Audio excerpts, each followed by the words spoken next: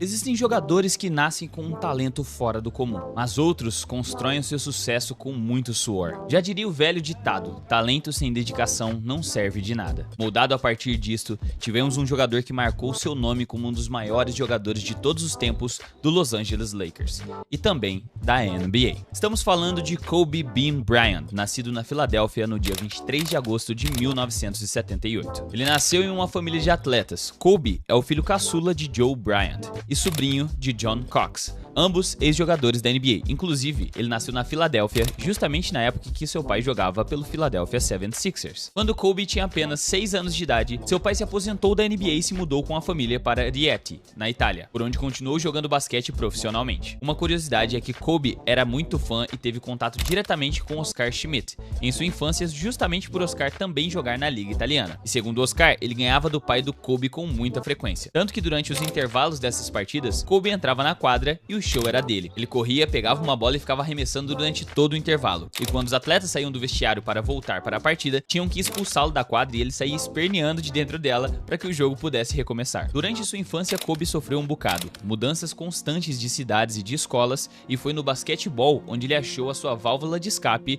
dos problemas da realidade. Seu pai era jogador de basquete profissional, então não era problemas monetários, mas e sim a falta de aceitação por onde ele passava, já que ele era a única criança negra na maioria dos colégios em que frequentou. Quando ele começou o basquete lá na Itália, em seus primeiros campeonatos, ali com 10, 11 anos de idade, Kobe disse que não marcou um mísero ponto em todo o verão jogando basquete. E não que ele não estava jogando, ele era banco de reservas e não entrava na partida. Ele estava na partida, porém não conseguia pontuar. I had a summer where I played basketball when I was like 10 or 11 years old, and here I come playing and I don't score 1 point the entire summer. I was in the game. How'd you not score? Because I was terrible. Really? Yeah.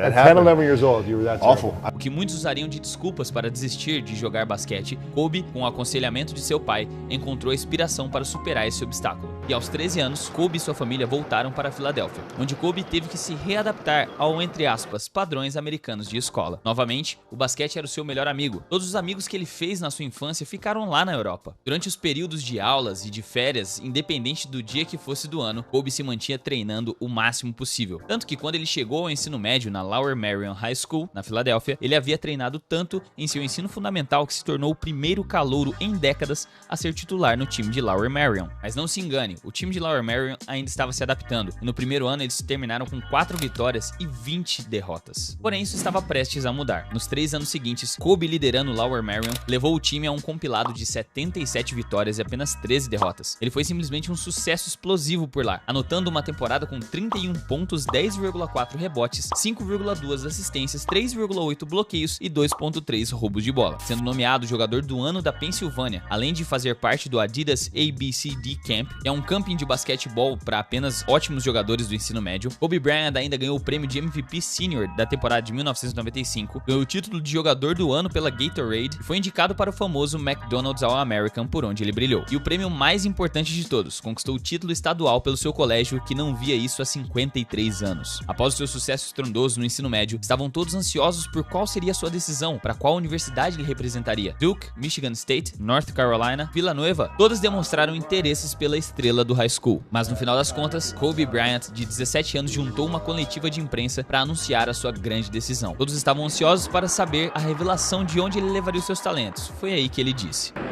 No, I have decided to skip college and take my talent to the NBA. Kobe, no entanto, por mais que brilhasse contra jogadores de sua idade, não era bem visto pelos scouts da NBA, como se ele não fosse capaz de replicar o seu mesmo estilo de jogo dentro de uma liga profissional, sem a sua passagem pela universidade. E antes do draft de 1996, Kobe treinou no Los Angeles Lakers, onde jogou contra os ex-jogadores Larry Drew e Michael Cooper. De acordo com o então gerente-geral do Lakers, Jerry West, ao ver o Kobe amassando os ex-jogadores do time, disse: "Eu preciso draftar esse garoto." O Lakers, de qualquer forma, estava procurando trocar o seu pivô titular, Vlad Divac, pelos direitos de draft draft de algum jogador para poder liberar espaço na folha salarial e então conseguir fazer uma oferta pelo pivô que estava em agente livre, Shaquille O'Neal. O olheiro-chefe do Charlotte Hornets na época disse que o Hornets concordou em trocar a sua 13ª escolha com o Lakers um dia antes do draft. E antes que o acordo fosse firmado, os Hornets nunca tinham considerado selecionar Kobe Bryant, mas outros times tinham Kobe como preferência. Foi aí que, sabendo dessa intenção, que o Lakers estava muito interessado nele, Kobe simplesmente declarou oficialmente que não jogaria pelas outras equipes que tinham interesse nele. Ele treinou por várias equipes antes do draft, e até mesmo no Boston Celtics. Não sei se vocês sabiam disso, mas já pensou se o homem fosse parar por lá? No final das contas, após algumas artimanhas, sobrou para a 13ª escolha. Kobe Bryant foi selecionado pelo Charlotte Hornets, em um dos drafts mais talentosos da história, a classe de 1996, que originou vários Halls da Fama. É maluquice pensar que os pais de Kobe assinaram um contrato por ele, porque ele, na época que ele foi chamado para a maior liga de basquete do mundo, ele tinha apenas 17 anos. E ao chegar no Lakers, dizem as más línguas que o jovem fez questão de dizer, abre aspas, meu nome é Kobe Bryant, e eu cheguei para ser o melhor, e não vou aceitar levar uma surra de ninguém, ouviram? E como ele não tinha o peso sobre os seus ombros de ser uma das 10 primeiras escolhas do draft, ele pôde ir acrescentando e aprendendo com os seus erros no decorrer da temporada de calouro, vindo a maior parte dos jogos do banco de reservas e com um perfeito cenário para o seu desenvolvimento como um ala armador, ao lado do veterano dominante Shaquille O'Neal. E aos poucos, jogando apenas 15 minutos por partida, o segundo jogador mais jovem da história a jogar uma partida de NBA, o jogador mais jovem a fazer 30 e 40 pontos em uma partida, foi provando a todos que duvidaram do seu talento. E que sim, ele conseguia jogar na NBA vindo diretamente do ensino médio. E sobre isso, ele foi apenas o 6º jogador na história da NBA a sair do colégio e entrar na liga profissional. Sua popularidade na liga cresceu bastante após o All-Star Game, já que participou do torneio de enterradas e foi campeão do evento. E em resumo, sua temporada de calouro foi boa. Jogando apenas 15 minutos, ele cravou 7,6 pontos, 1,9 rebotes com 1,3 assistências. Tinha tudo para ser uma temporada tranquila e bem recordada, se não fosse pelos playoffs. O Lakers enfrentaria o Utah Jazz, time experiente e muito presente nas pós-temporadas, e estavam perdendo a série por 3-1 para os rivais. O jogo 5 era tudo ou nada. O Lakers estava desfalcado, perdeu alguns jogadores por lesões, e para melhorar, Shaquille O'Neal estourou de faltas no quarto quarto. Nesse momento, Kobe quis ser o herói, e o jovem de apenas 18 anos achou que era sua chance de brilhar, sem a presença de Shaq em quadra, obviamente.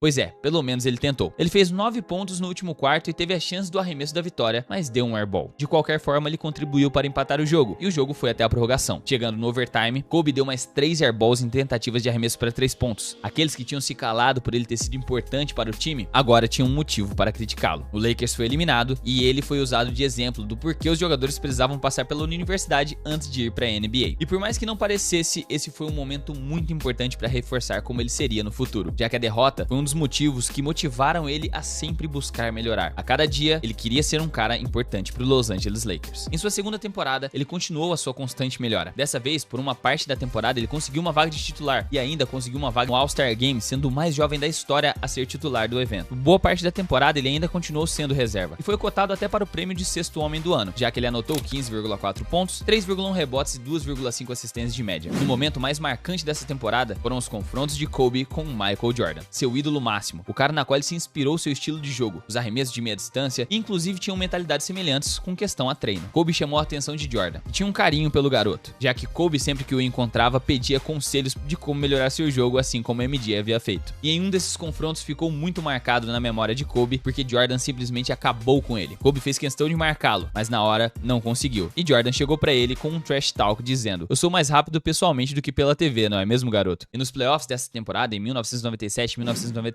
o Lakers passou pelo Portland, pelo Seattle e chegou até as finais de conferência, novamente contra o Utah Jazz, sendo eliminados por John Stockton e seus capangas. Como vocês podem notar, no início da carreira de Kobe Bryant, ele chegou com esse estilo, Little Black Power. Mas com o passar das temporadas, surgiu o maior rival de sua carreira, a calvície.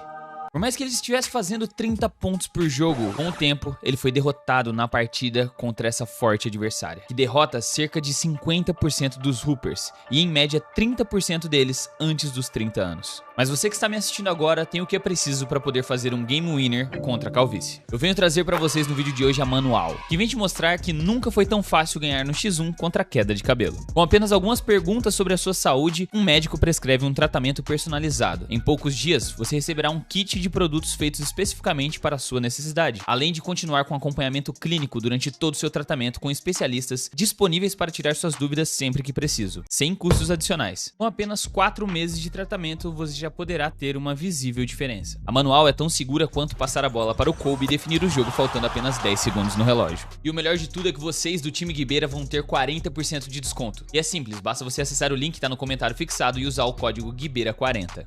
E você também vai ter frete grátis. A promoção é limitada, então não perde tempo, rapaziada, e resolva sua rivalidade contra a calvície, pique Celtics e Lakers que eu tô ligado. Porém do conforto da sua casa, enquanto você assiste uma NBA. Chegando em sua terceira temporada, 1998-1999, ele conseguiu a vaga de titular por completo, disputando todos os 50 jogos da temporada regular. Sim, foram apenas 50 jogos porque ela estava sendo encurtada por desacordos salariais. Suas médias pularam para 20 pontos, 5,3 rebotes e 4 assistências por jogo, sendo rapidamente considerado o segundo melhor pontuador da liga. Ele foi selecionado para a terceira equipe geral da NBA. O Lakers nesse momento tinha um jogador mais forte e dominante do mundo, Shaq, e um dos melhores alas da NBA, Kobe. Os Lakers eliminaram o Houston Rockets chegando nos playoffs, chegaram na segunda fase contra o San Antonio Spurs, de Tim Duncan e David Robinson, que era um time muito forte, e eles acabaram sendo varridos de forma absoluta. Depois de 3 anos de frustrações, o Lakers decidiu dar um basta. Eles perceberam que já tinham peças necessárias para chegar a bons resultados. Faltava alguém que conectasse tudo. Nesse momento, entra a peça que faltava. Phil Jackson, o técnico mais vitorioso da década de 90, estava apenas um ano aposentado e tinha recém conseguido seu feito de 3 títulos com Michael Jordan, Scottie Pippen e Dennis Rodman. Phil Jackson era o cara perfeito para lidar com 2 jogadores com personalidades tão fortes quanto Kobe e Shaq. 1999-2000 foi a temporada mais complicada de ajustes e dificuldades, mas o time com um novo sistema de ataque de Phil Jackson, o triângulo ofensivo, não demorou muito para trazer resultados. E Phil, mesmo com o início das desavenças dentro dos treinos do Lakers entre Kobe e Shaq, inclusive ocorreu um episódio na qual Shaquille O'Neal e Kobe brigaram, na mão mesmo, ao ponto dos companheiros precisar separá-los. No caso pelo Shaq, porque senão ele ia acabar tirando a vida do Kobe. Phil soube lidar com a situação e fazer com que os dois coexistissem. Ele desafiou Shaquille O'Neal a colocar o melhor shape de sua vida, a melhor forma física da carreira, e o resultado era garantido e o campeonato viria. E assim Shaquille O'Neal fez, sendo MVP naquele ano. O Lakers concluiu a temporada com a melhor campanha do Oeste, 67 vitórias e 15 derrotas. Kobe agora estava jogando em nível All-Star, nomeado para o segundo time geral da NBA, o jogador mais jovem da história a ser escolhido para o primeiro time de defesa da temporada, e o segundo melhor jogador pontuador do Lakers de forma concreta. Ele tinha 22,5 pontos, 6,3 rebotes e 4,9 assistências. Durante alguns anos, no caso durante 8 anos que eles coexistiram, vocês vão ver neste vídeo bastante citações a respeito de Shaq, porque não tem como falar de um sem falar do outro na sua época de Lakers. Nos playoffs, o Lakers eliminou o Sacramento Kings de Jason Williams ainda na primeira rodada por 3-2, chegando contra o Phoenix Suns de Jason Kidd na segunda rodada, que ganharam com mais facilidade, por 4-1, chegando contra o Portland Trail Blazers nas finais de conferência, um dos times mais temidos pela forte defesa, em que os nomes lendários na rotação eram Scott Pippen, Rasheed Wallace, Steve Smith e o gigante Arvydas Sabonis. O Lakers abriu 3-1 na série nos primeiros 4 jogos, mas o Portland fez 2 jogos incríveis em sequência e forçaram um jogo 7. Quando o grande jogo na verdade, de vida ou morte chegou, o Portland veio com força total, muita vontade de ganhar, muito jogo físico. Abriram 15 pontos nos 3 primeiros quartos de jogo, e foi aí que tivemos uma das maiores viradas de um jogo 7 de todos os tempos de um playoff. Kobe foi super decisivo liderando o time, o ataque do Lakers, e terminou o jogo com 25 pontos e 11 rebotes. O Lakers ganhou o último quarto por 31-13, e o jogo foi sacramentado com um crossover de Kobe Bryant para cima de Scottie Pippen e a famosa ponte aérea de Kobe para Shaq no minuto final de jogo, garantindo assim a vaga para as finais da NBA. Muito emocionante, mas o título ainda não tinha chego. Nas finais, o adversário era o Indiana Pacers, liderados pelo veterano Reggie Miller. Eles sonhavam em conquistar um título para a lenda do time, um dos melhores arremessadores de todos os tempos. Shaq e Kobe tinham outros planos. Eles ganharam o jogo 1 de forma tranquila, mas no jogo 2, Jalen Rose parou na área de aterrissagem de arremesso de Kobe Bryant, fazendo ele torcer o tornozelo. Kobe saiu do jogo, o Lakers ganhou, mas Kobe ficaria de fora do jogo 3. Consequentemente, sem o seu segundo principal pontuador, o Lakers não foi capaz de ganhar dos Pacers, deixando a série em 2-1 para o time de LA. O que eles não esperavam era que Kobe voltaria no jogo 4, com a atadura no tornozelo lesionado, e na partida ele estava abaixo, teve um início lento, jogando sentindo dor com o tornozelo mal curado. Shaq, que estava em uma excelente partida, acabou sendo ejetado no último quarto, e alguém precisava tomar as rédeas da partida. Foi aí que entrou Kobe Bryant. Da metade do terceiro quarto para o final do jogo, ele forçou a prorrogação e acertou mais 5 arremessos no overtime para poder entregar a vitória para o Lakers. Da metade do jogo até o final da prorrogação, Kobe Bryant fez 22 pontos dos 28 que ele fez naquela partida. Essa vantagem de 3-1 na série foi muito importante para os jogos seguintes, pois eles perderam fora de casa e ganharam no jogo 6 dentro de Los Angeles, e até que enfim espantaram o fantasma da falta de título do Lakers. Kobe correu e pulou para abraçar Shaquille O'Neal, a melhor dupla que o Lakers havia visto desde Magic Johnson e Kareem Abdul-Jabbar conquistaram o troféu de campeão.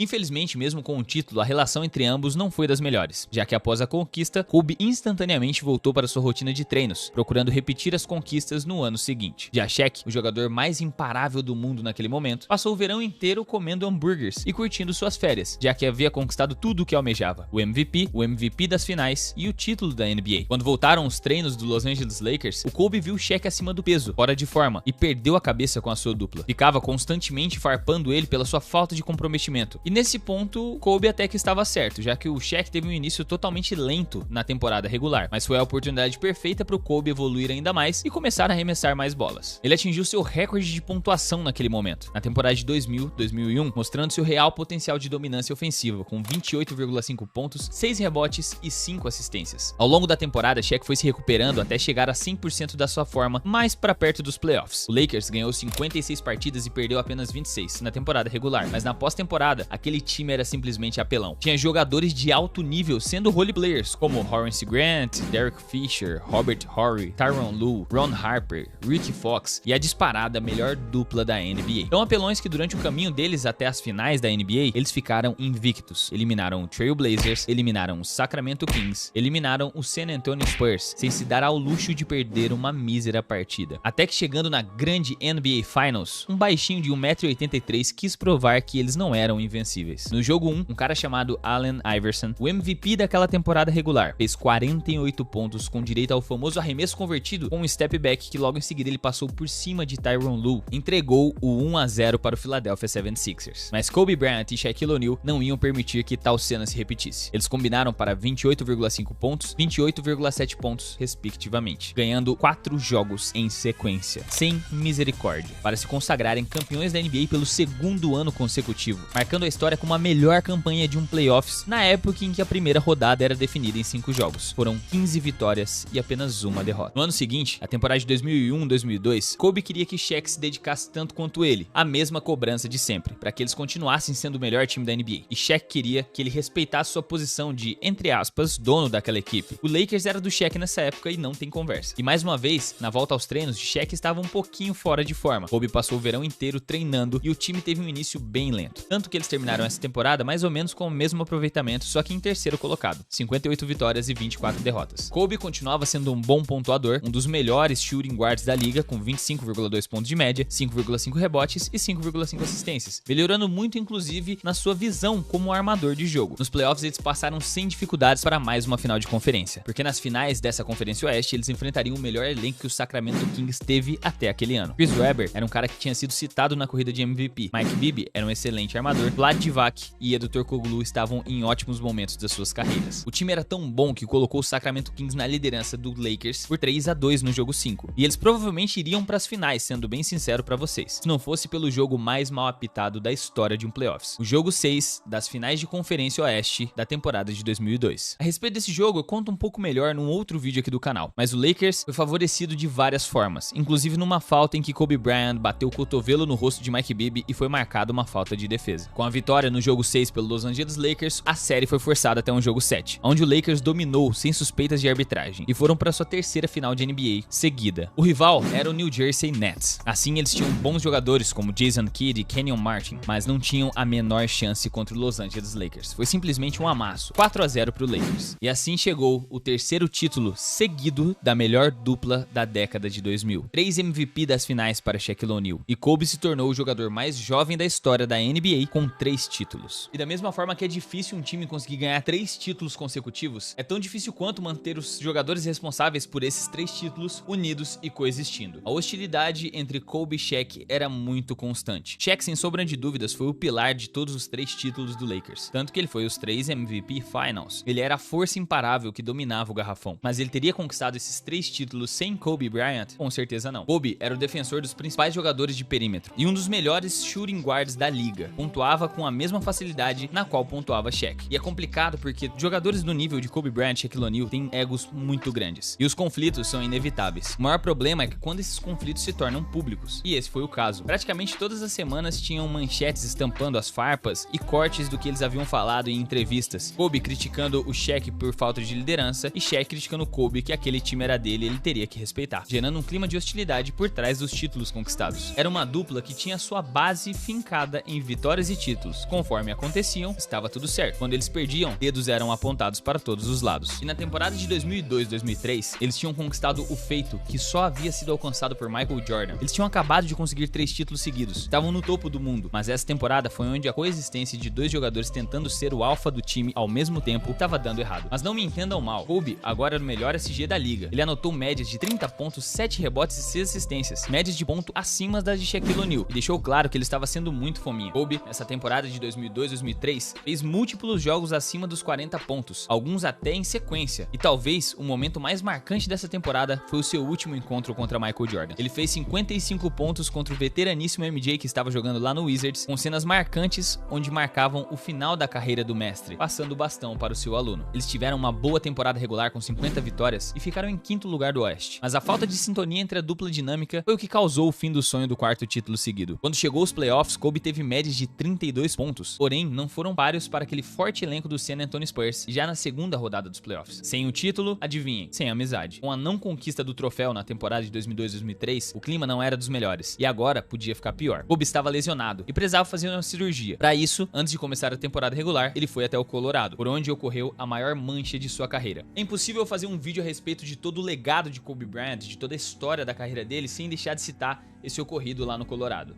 Então eu vou apenas resumir de forma sucinta, e se você quiser entender todo o caso por trás do que aconteceu e tomar as suas próprias conclusões, sem apenas ir pela ideia de outra pessoa, eu fiz um vídeo inteiro explicando a respeito do caso e como ele se encerrou. Eu vou deixar ele aqui na descrição pra vocês, demorou? É esse vídeo aqui. Kobe Bryant foi detido e enfrentou um processo que durou 1 ano por assédio e estupro. Durante todo esse tempo, ele jurou inocência, falando que foi uma relação totalmente consensual, e ele se sentia enojado pela traição que ele fez com Vanessa Bryant. O processo chegou ao fim 1 ano depois, com a moça removendo a acusação e se negando a testemunhar sobre o ocorrido. A temporada de 2003-2004 para o atleta Kobe Bryant foi um tormento. Ele dividia metade do seu tempo entre tribunais e as quadras. Em momento algum desse capítulo obscuro de sua carreira, ele parou de atuar pelo Lakers. Suas médias caíram muito. De 30 pontos da temporada anterior, foram para 24 nessa temporada. A relação com Shaquille O'Neal foi totalmente abalada, já que ele trouxe ao público dúvidas com relação ao casamento do pivô, além de colocar em dúvida a sua liderança na equipe, já que Shaq se achava merecedor de um contrato máximo, e ele queria um reajuste de 30 milhões de seu salário, e o Lakers tentando lidar com toda essa situação ao mesmo tempo. Como uma tentativa de manter o time competitivo, contratou 2 veteranos em final de carreira que estavam desesperados pela conquista de um título, Karl Malone e Gary Payton. E teoricamente, no papel, era para manter o time como um concorrente direto ao título, mas na prática foi um desastre. Não me entendam errado, mas as 2 superestrelas pareciam inimigos mortais, dentro de quadra e fora dela. Eles ainda se classificaram no Oeste como 2º colocado, 56 vitórias, mas sim, eram incrivelmente talentosos. Mas só o talento não vence títulos. Chegando até os playoffs, na semifinal de conferência, eles tiveram um arremesso extremamente difícil convertido por Derek Fisher para vencer o jogo 5, e superaram o Timberwolves de Kevin Garnett nas finais de conferência em 6 jogos. Mas na final, a falta de união do grupo foi massacrada em míseros 5 jogos, pela forte defesa, o jogo coletivo e a falta de egos inflados de superestrelas do Detroit Pistons. Para vocês terem uma ideia, apenas Ben Wallace daquele elenco fazia parte dos times ideais de final de temporada da NBA. A vitória dos Pistons não foi sorte, foi uma surra em 5 jogos no Los Angeles Lakers.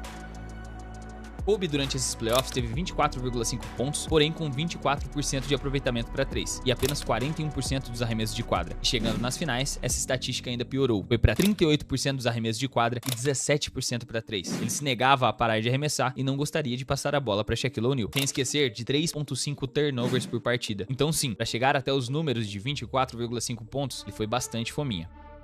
Após essa temporada péssima nos playoffs, Shaq exigiu uma troca, onde o Lakers teve que decidir entre as suas 2 superestrelas, ou um ou outro. Kobe estava sendo conversado para assinar com o Chicago Bulls, e o Lakers viu naquele garoto o futuro da equipe, e não quis perder o jogador que até então era o mais próximo de Michael Jordan que a NBA havia visto. Inclusive as comparações eram constantes, tanto pela altura, quanto pela posição, quanto pela habilidade em quadra, quanto pelos estilos de jogo. Então, o Lakers optou por negociar o Shaq, que era um pouco mais velho, e ele foi parar no Miami Heat. O Lakers reassinou com Kobe e se iniciou uma nova era no Lakers, já que fora os 2 principais jogadores, Karl Malone se aposentou, Gary Payton foi negociado para o Boston Celtics, Derek Fisher foi negociado para o Golden State Warriors e Phil Jackson, após 3 vezes conseguir 3 campeonatos seguidos na sua carreira, se cansou dessa novela com o Los Angeles Lakers e decidiu se aposentar, deixando uma frase para trás, abre aspas, eu jamais volto se Kobe estiver nesse elenco, claramente culpando o atleta pelo desfecho do elenco de 2004, tanto que Phil escreveu depois um livro chamado A Última Temporada, The Last Season, Season, onde ele relata o quão intreinável é Kobe Bryant. Inclusive o Kobe tá ali na capa. Em resumo da ópera, o Lakers voltou à estaca zero, quase como uma reconstrução de elenco. E Kobe teve o que ele sempre quis, um time só pra ele. Literalmente, só tinha sobrado ele. Ao final da temporada e também ao final dos problemas judiciais, com um novo desafio agora à frente, Kobe precisava de um recomeço. E encontrou esse recomeço criando seu alter ego, chamado de Black Mamba, a Mamba Negra, com a intenção de separar o jogador Kobe Bryant da pessoa Kobe Bryant, e que o seu eu, atleta, ia treinar mais do que qualquer um na Terra para chegar ao seu objetivo. Esse apelido, Mamba Negra, de início, inclusive, foi motivo de piada por um bocado de jogadores da NBA. A temporada de 2004-2005 foi a primeira temporada em que cada vitória do Los Angeles Lakers, Kobe Bryant recebia a honra. Porém, em cada derrota, Kobe Bryant recebia a culpa. As médias dele estavam em 27,6 pontos, 5,3 rebotes e 6 assistências por jogo, o que nos trouxe até a temporada de 2005-2006. Foi uma das mais malucas da história da NBA. Primeiro, lembra aquele técnico que não voltaria jamais a treinar Kobe? Pois é, ele voltou, e o Jackson assumiu o comando do Lakers novamente. Kobe não respeitava nenhum jogador daquele elenco, só confiava nele mesmo e no técnico, que resultou em raras as vezes em que ele passava a bola. Ele preferia arremessar com 2, 3 defensores colados nele do que passar para alguém daquele time. Com isso, nosso mano Kobe teve médias de 43 pontos por jogo durante todo o mês de janeiro de 2006. Sim, média de 43 pontos. Ele concluiu essa temporada regular com 35,4 pontos de média, jogando 80 das 82 partidas possíveis, preferindo jogar o jogo inteiro se fosse possível. E isso era simplesmente assustador. Ele se tornou apenas o 5º jogador na história da NBA a conseguir uma temporada com médias superiores a 35 pontos por jogo. E mesmo essas marcas que eu acabei de citar para vocês serem muito impressionantes, nada supera 2 partidas desse ano. A primeira, 62 pontos, em apenas 3 quartos, contra o Dallas Mavericks. Deixa eu repetir para você. 62 pontos em 3 quartos. Nos 3 primeiros quartos do jogo, o time inteiro do Dallas tinha apenas 61 pontos. Eu estou falando que um cara sozinho conseguiu fazer mais pontos do que um time inteiro. E ainda nem precisou voltar para jogar o último quarto. E a segunda foi algumas semanas depois. O Mamba Negra, no dia 22 de janeiro de 2006, ele fez a proeza de se tornar o jogador com o segundo maior pontuação de um jogador em uma única partida da história da NBA. Ele não fez 100, como o Will Chamberlain, mas ele fez 81 pontos em uma partida contra o Toronto Raptors. Se não ouviu errado, uma única pessoa fez 81 pontos em uma partida que durou apenas 48 minutos. Eu sei, o Kobe nessa época era um narcisista, egoísta, que não respeitava os companheiros e nem queria passar a bola. Mas entendam que nesse jogo e em alguns outros como este, o Lakers precisava deste exato Kobe. Ele terminou o segundo quarto do jogo com 26 pontos. Pensa que até a metade do jogo, essa é uma excelente quantidade de pontos para um jogador, mas ainda assim, o Lakers estava perdendo por 14 pontos, 63 a 49 no intervalo. E na volta dos vestiários, ele foi convertendo arremesso atrás de arremesso, fazendo mais 55 pontos em 2 quartos, para ir para o banco de reservas faltando apenas 4 segundos para acabar o jogo, com o time ganhando de 122 a 104. Kobe Bryant, com seus 81 pontos e apenas 2 assistências. Neste momento, os fãs do Lakers e do Kobe se orgulhavam de ele ter ficado no time, e todos os fãs de NBA ou o amavam ou o odiavam. Literalmente, eram os dois extremos. Ao final da temporada regular, o Lakers terminou em 7º. Mesmo com esses feitos impressionantes e médias extremamente altas de pontuação, não foi o MVP, mas sim Steve Nash, em sua temporada em que ele conseguiu 50, 40 e 90. E nos playoffs, o que eu tinha te falado que era uma temporada de maluquices ficou ainda pior. Na primeira rodada, o Lakers enfrentaria justamente o time do atual MVP, o Phoenix Suns de Steve Nash. Nas primeiras 4 partidas, Kobe Bryant liderou o Lakers para uma vantagem de 3-1, mas não um simples 3-1. No jogo 4, ele converteu 2 arremessos decisivos para colocar o time em vantagem confortável na série.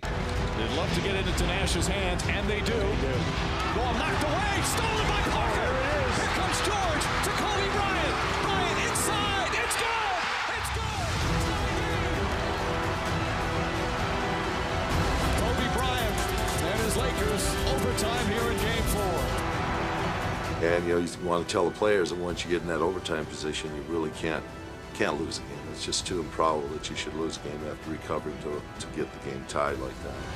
Nash, a 3, bang, and the Suns back up by 3. Lakers are out of timeouts. Kobe Bryant, he's going for the 2, inside, quick score. So still plenty of time, a 1-point game. Nash coming up, they have to foul. Nash looking, tied up, reach in. A jump ball! A jump ball! Nash is furious. Well, he called. See, Nash said he would call in timeout. A 1-point game. And once I got the ball, I just had to survey the floor, not rush it. I looked up at the clock. I knew I had enough time. So I had to catch it and turn and look and see what was going on, where the defense was flowing, and didn't take it from there. Final seconds. Bryant for the win. Bang! Kobe Bryant has hit a shot at the buzzer. Oh my goodness! Kobe with a buzzer beater, and the Lakers win the game. It's us as a unit enjoying this moment together with the entire city of LA. It's fun.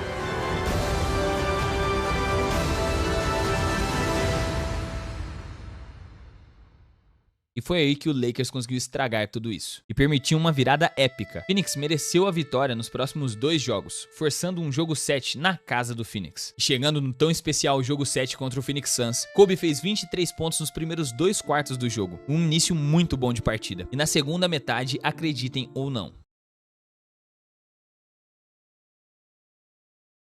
sim, esse lance livre que você viu foi o único ponto que Kobe Bryant fez na partida inteira. Durante o terceiro e o último quarto, ele arremessou apenas 3 vezes e errou os 3 arremessos. Converteu apenas aquele lance livre que eu te mostrei e o Lakers perdeu o jogo 7 por 31 pontos de diferença. Apenas para finalizar com chave de ouro, adivinha quem naquele ano foi campeão da NBA?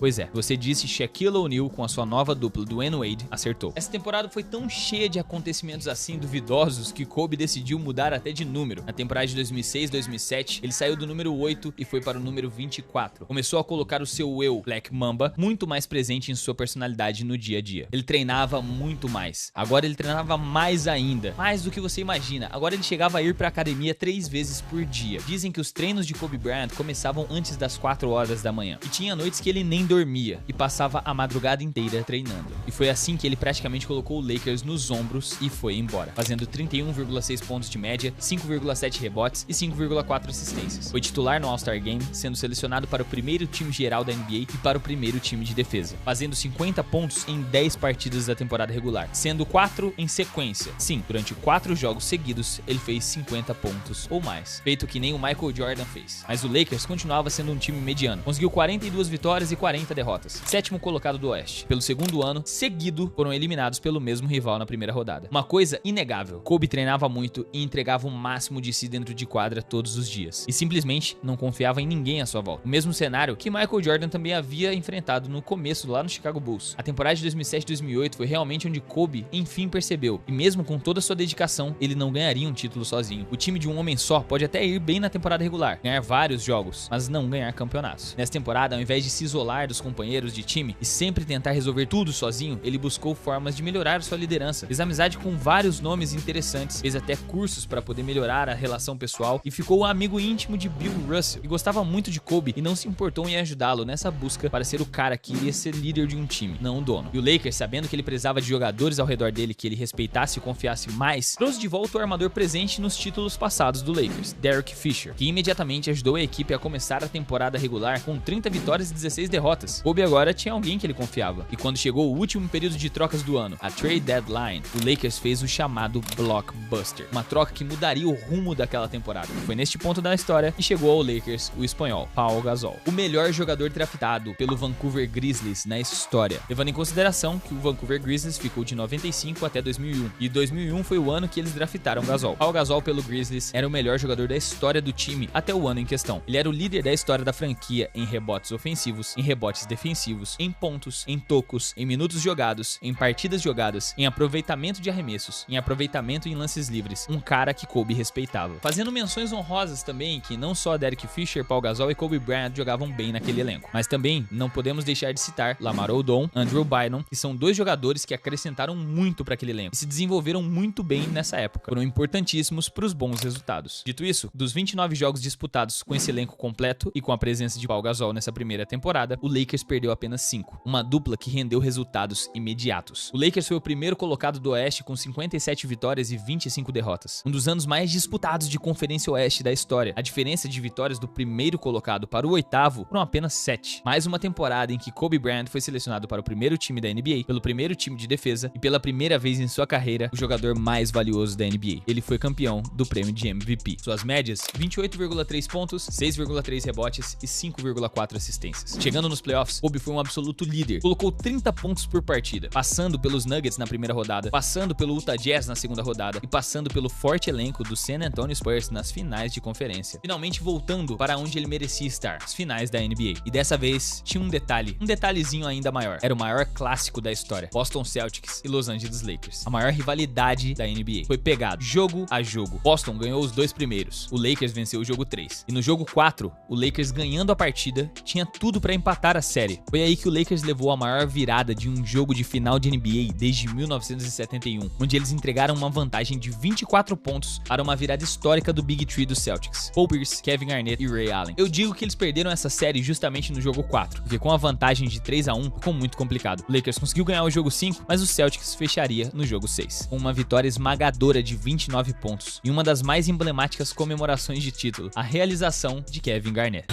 Anything's possible. Anything's possible. E as perguntas e as dúvidas com relação ao Kobe Bryant não paravam. Ele realmente mereceu estar nas finais? Ele era o cara que ia conseguir levar os Lakers a um título, agora sem o Shaq? Ou apenas um bom pontuador que não conseguiria mais as honras de ser campeão sem Shaquille O'Neal? Pois é, falando em Shaquille O'Neal, ele fez questão de fazer um rap em homenagem ao Kobe após a sua derrota nas finais.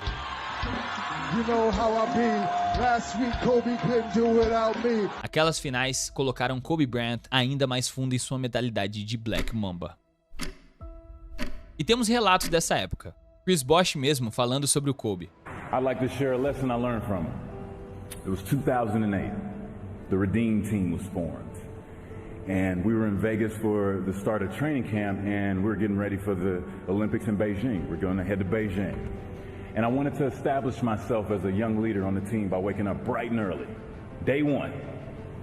So the goal was to be the first one at breakfast.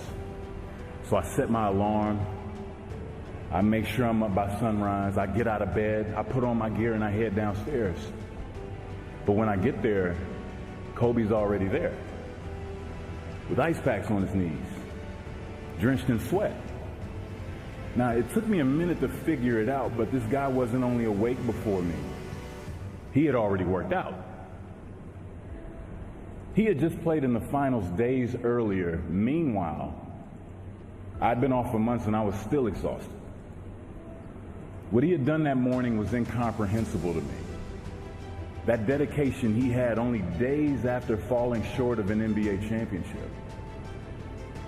That taught me something I've never forgotten. Legends aren't defined by their successes. They're defined by how they bounce back from their failures. Na off-season, ele foi presente na seleção dos Estados Unidos, o mais conhecido hoje em dia como o time da redenção. Kobe foi escalado para ser o líder de uma equipe de estrelas, que tinham Carmelo Anthony, LeBron James, Chris Bosh, Dwayne Wade e mais alguns nomes que vocês devem conhecer. E por que Kobe foi escolhido para ser o líder desse time? É que a função desse time dos Estados Unidos era se redimir com o basquete norte-americano, já que em 2004, os Estados Unidos sofreram a primeira derrota desde a implementação de jogadores da NBA em disputas internacionais. Foi considerado uma das maiores humilhações da história. Eles perderam para a Argentina nas Olimpíadas. E funcionou. Os Estados Unidos ganharam de forma esmagadora todas as partidas das Olimpíadas. E Kobe Bryant diretamente influenciou em todos os presentes naquela seleção. E quando os caras estavam voltando de farras, ou se não quando eles acordavam, o Kobe já estava treinando há muitas horas. E após os treinos, ele era o último a sair de quadra. Nas finais, os Estados Unidos enfrentaram a Espanha, o time do seu mais talentoso companheiro, Pau Gasol. E naquela seleção espanhola, tinham vários atletas na NBA, companheiros dos jogadores norte-americanos. Kobe reuniu todos os jogadores dos Estados Unidos e disse que não se importavam se eles eram companheiros lá na NBA. Aqui, nessa competição, eles são nossos rivais. E desde o primeiro momento do jogo, já vou deixá-los sabendo disso. Dito e feito. O primeiro lance do jogo que Pau Gasol encontrou com Kobe Bryant, BUM! Ele deu uma pancada bem no meio do peito, derrubando Pau Gasol no chão, deixando claro que aquele jogo não era amistoso, era uma guerra. Kobe surpreendeu a todos com esse ato. E funcionou. Os Estados Unidos foram ouro. E na volta para Los Angeles, Kobe pendurou a medalha em frente ao armário de Pau Gasol, utilizando da amarga lembrança das finais das Olimpíadas servir como motivação para o espanhol. Pau shows up first day of training camp. I had my gold medal hanging in his locker. Oh no. And he, I mean, like the one thing that he truly loves is his country. Of course. That is like everything to him. So it just drove him crazy. I said, Pau, listen. He said, blah, blah, blah. I said, listen, Pau, you lost to the Celtics, you lost to us in the gold medal match, let's not make this 3 in a row this year. Wow. Okay? That is Let's win this brilliant. thing. E na temporada de 2008 e 2009, vimos um Kobe que nunca havíamos visto antes. Todos os anos de derrotas, todos os escândalos na mídia, todos os problemas em relação ao Shaq, depois de ver Shaq sendo campeão sem ele e ainda tirar uma com a sua cara fazendo um rap, ele estava disposto a mudar tudo isso. Primeiro, ele era um novo homem, chamando seus companheiros para jantar, sendo um líder, um exemplo, se aproximando de jogadores até mesmo do final do banco de reservas, se conectando literalmente com todos daquele grupo, mantendo o grupo unido. E te falar um negócio? Funcionou. Primeiro a temporada regular, o Lakers tendo a base e o mesmo elenco das finais do ano anterior. Ganhou 65 partidas. Disparadamente o primeiro colocado do Oeste. Foi a 5ª melhor marca da história da franquia e a melhor desde que o Shaquille O'Neal tinha ido embora. Kobe anotou médias de 27 pontos, 5 rebotes e 5 assistências. Fez a aparição no All-Star Game sendo co-MVP ao lado de Shaquille O'Neal. Os dois agora pareciam ter se acertado.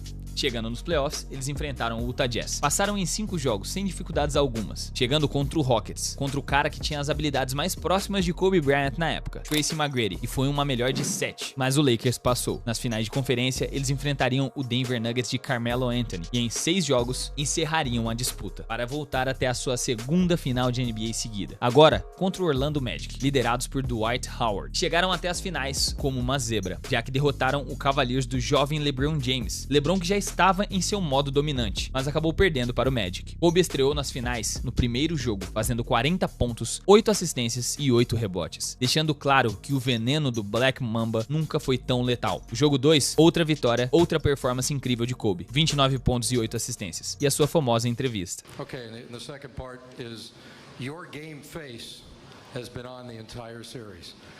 Still waiting for a big smile out of you. You're up 2-0. What's the story? Are you not happy, or you're only half happy, or? Still to be happy about. You're up 2-0. Job's not finished. Job finished? No, I don't think so. Okay. Assim, o Lakers foi campeão em apenas 5 jogos, sendo Kobe o MVP das finais pela primeira vez em sua carreira, com as médias de 32 pontos, 5 rebotes e 7 assistências, recebendo o prêmio diretamente das mãos de seu amigo Bill Russell. Mesmo com a conquista do título, o Lakers ainda foi tido como um time de sorte. Muitos especialistas da NBA falando que se não fosse contra o Orlando Magic, eles nem teriam ganhado o título. Para a temporada de 2009 e 2010, o Lakers adquiriu um dos melhores defensores de perímetro da liga, Ron Artest. Importante mencionar que a NBA vetou uma das contratações que o Lakers queria fazer naquele ano, Chris Paul, mas acabou permitindo a ida do armador para o time rival, o Clippers. Vai entender, né? Uma hora eu te explico isso melhor. Kobe, agora em sua 13ª temporada, já não era tão atlético e explosivo como antes, porém experiente e com a confiança de um recém-campeão de NBA, e tinha ao seu lado um elenco em que ele confiava, ou seja, estava tudo bem para continuar dando certo. Ele bateu a marca de maior pontuador da história do Los Angeles Lakers, e essa temporada tivemos momentos em que sua mentalidade foi colocada à prova, como o dia em que ele fraturou o dedo indicador da mão esquerda, e adivinhe,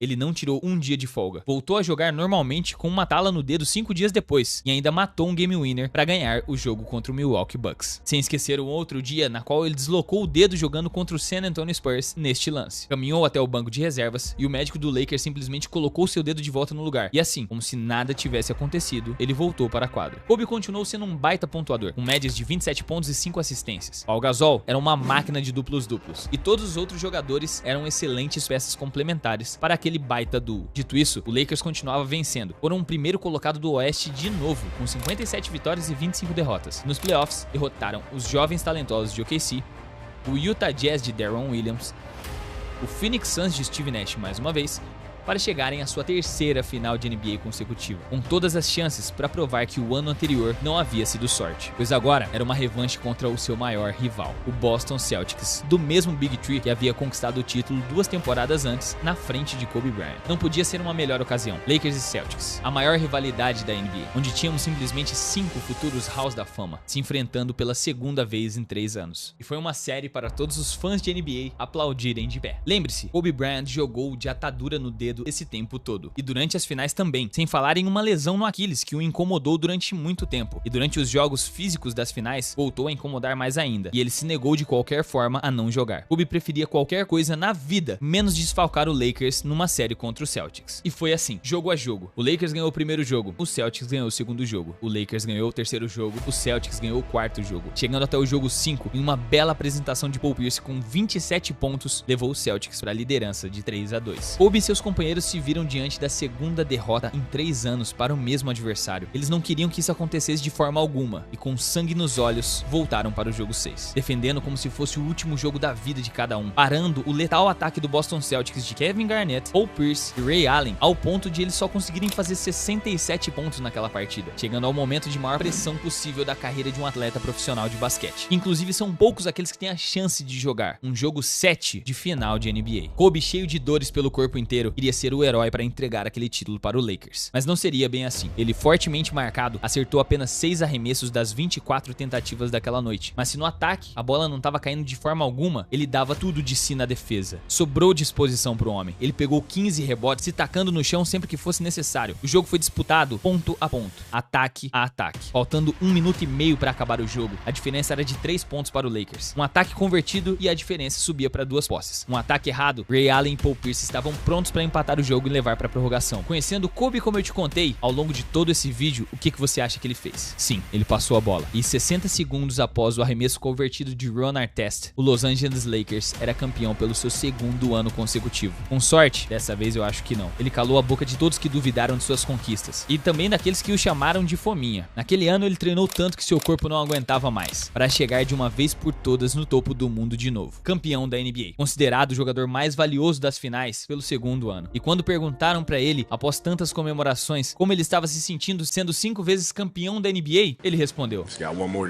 com esse título, até os mais haters de Kobe Bryant tiveram que admitir sua grandeza. Ele estava entre os maiores que já pisaram numa quadra da NBA. E os anos que vinham a seguir apenas serviram para fincar essa bandeira mais fundo. Nas temporadas seguintes, em 2011 e 2012, ele continuava tentando uma missão de ser campeão da NBA, mas o Lakers não conseguiu manter os mesmos aproveitamentos, mesmo Kobe ainda tendo médias superiores a 25 pontos por jogo. Ele foi selecionado para mais 2 ideais de temporada e mais 2 seleções para os times de defesa nesses 2 anos seguintes. Ele ganhou mais um prêmio de MVP do All-Star Game nesse período, empatado como um dos maiores vencedores desse prêmio, com 4 conquistas. Conquistou mais uma medalha de ouro olímpica com a seleção dos Estados Unidos em 2012, ao lado do Prime LeBron James, com uma das melhores seleções olímpicas dos Estados Unidos da história. A idade de Kobe começou a pesar. Ele teve mais uma lesão no Aquiles, depois do Aquiles, uma lesão no nariz. Com essa, inclusive, tivemos o Kobe mascarado. Depois do nariz, uma lesão no pulso. Depois do pulso, uma lesão no joelho. Depois do joelho, uma lesão no ombro. E claramente, nem a sua mentalidade conseguia superar o fato de que ele estava ficando velho. O Lakers em 2013 ainda tentou manter a chama de um possível título acesa, com a aquisição de Dwight Howard e de Steve Nash. Mas Dwight não era uma dupla tão boa quanto Shaq e Gasol. E Steve Nash estava muito longe de seus melhores anos. Outro ponto é que não contavam mais com Phil Jackson, o técnico que havia sido campeão 11 vezes da NBA, o maior técnico da história da NBA. 6 títulos com Jordan e 5 títulos com Kobe. Decidiu se aposentar de vez da função de técnico. E o Lakers, tentando manter o nível, trouxe Mike D'Antoni para ocupar o cargo. Aqueles anos podemos considerar um desastre. Steve Nash estava sempre lesionado e já tinha 39 anos. Kobe praticamente ficava mais tempo com a bola na mão do que o Steve Nash, fazendo a maior parte do tempo a função de armador. Inclusive, ele bateu as melhores marcas de assistências de sua carreira nessas temporadas e se negava a ir por banco de reservas. Tentava contribuir ao máximo para o Lakers, permanecendo em quadra por 40 minutos quase todos os jogos. No finalzinho dessa temporada, pior estava por vir. Dia 12 de abril de 2013, o Lakers enfrentava o Golden State Warriors. A partida foi física. Kobe já tinha 34 anos e não fugia de contato algum dos jovens jogadores dos Warriors. E ao longo dessa partida, ele levou várias pancadas. E ele já havia anotado 32 pontos. O Lakers estava perdendo por apenas 2 pontos e ele tentou uma jogada para passar por Harrison Barnes, foi onde ele sofreu uma falta. Ali, o seu corpo chegou no limite. Ele levou as 2 mãos aos tornozelos. Demorou um baita tempo para se levantar. Quando se levantou, tentou dar alguns passos mancando, foi até a linha do lance livre, converteu seus 2 arremessos e antes de sair caminhando de quadra sem a ajuda de ninguém, como um rei que se recusa a cair. Aqueles 2 lances livres ajudaram o Lakers a sair com a vitória naquela noite, de 118 a 116. Mas exames feitos em seu pé naquela noite mostraram que Kobe Bryant havia rompido o tendão de Aquiles. Uma das piores lesões que já encerraram a carreira de vários jogadores tinha acabado de chegar na porta de Kobe Bryant.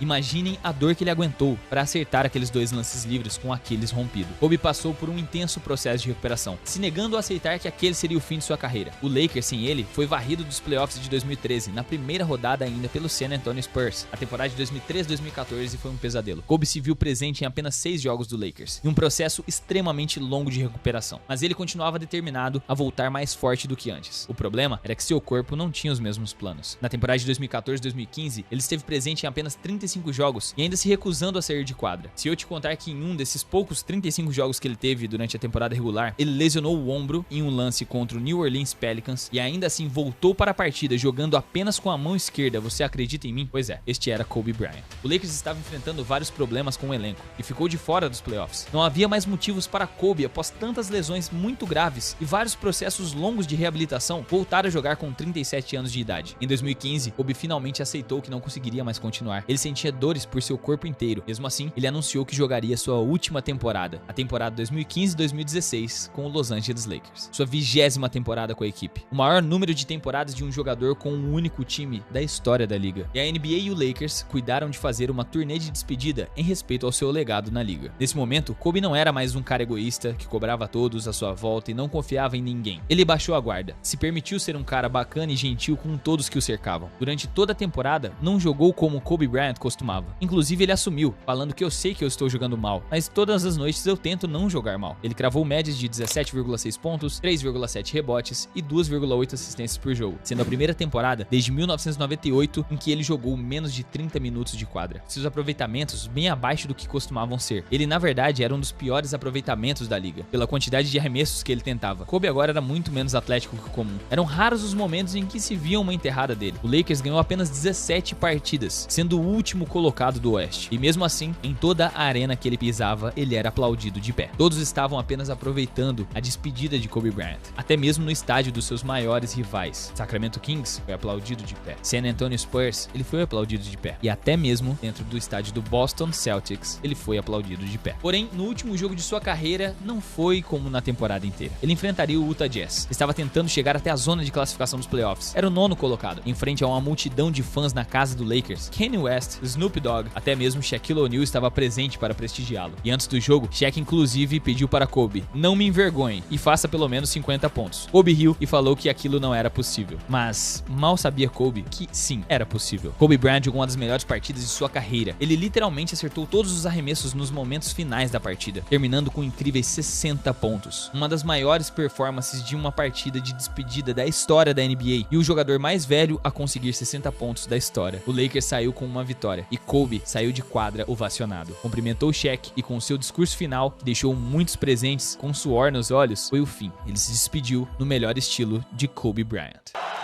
Mamba out.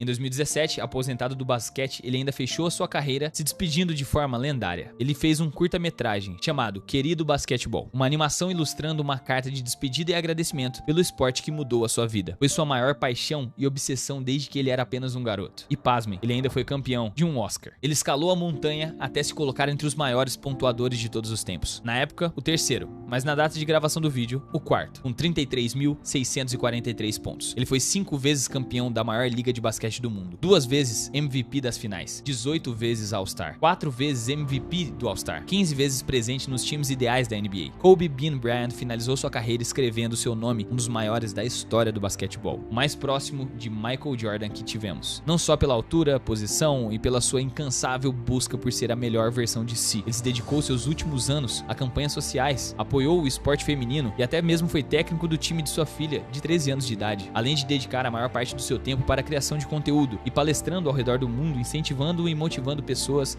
a quererem buscar as melhores versões de si, assim como ele havia feito durante toda a sua carreira, o alter ego Black Mamba. A vida de Kobe Bryant infelizmente foi encerrada em um trágico acidente de helicóptero em 2020, com a presença de sua filha, Gianna Bryant, e mais 7 tripulantes, e infelizmente nenhum sobrevivente. O prêmio de MVP do All-Star Game recebeu seu nome, e em 2021 ele entrou para o Hall da Fama da NBA, sendo representado por sua esposa Vanessa Bryant. E ainda assim, para sempre, ele será a inspiração de milhões de pessoas e crianças que querem um dia ser como ele, vencedores, resilientes e que tentam levar a vida do modo como ele levou, simplesmente cortando a palavra desistir de seus vocabulários.